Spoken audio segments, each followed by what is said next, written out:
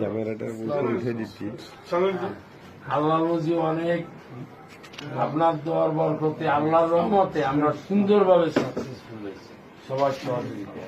ওই ক্যামেরাটা উপরে উঠে দিচ্ছি। জি জি জি এই যে অঙ্কটা হচ্ছে এই অঙ্কটা ধরে রেখে সবাই চলতে হবে এবং যারা আপনারা স্যাক্রিফাইস করছেন তাদের সবাইকে আমার আন্তরিক ধন্যবাদ নিশ্চয়। এই সময় কোন রকম গোলমাল হোক আমি চাইনি।